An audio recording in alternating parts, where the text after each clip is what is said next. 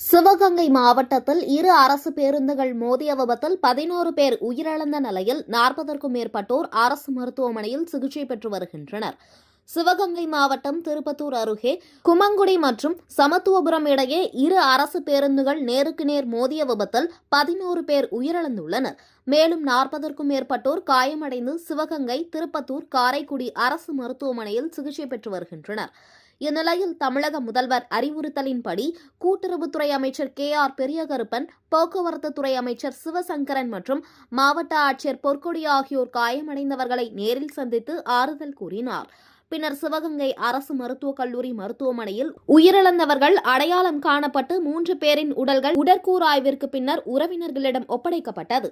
அவர்களது உடல்களை அமைச்சர்கள் மாலை அணிவித்து மரியாதை செலுத்தினர். தொடர்ந்து இறந்தவர்களின் உறவினர்களுக்கு முதல்வரின் நிவாரண நிதியாக ரூபாய் 3 லட்சத்திற்கான காசோலை வழங்கினர்.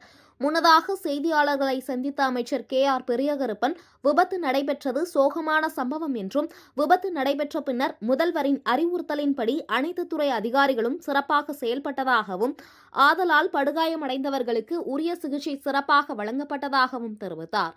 மேலும் விபத்திற்கான காரணம் குறித்து விசாரணை மேற்கொண்டு வருவதாகவும், விசாரணை முடிவில் விபத்திற்கு காரணமானவர்கள் மீது போக்குவரத்து துறை அமைச்சர் சிவசங்கரன் உரிய நடவடிக்கை எடுப்பார் என உறுதியளித்தார்.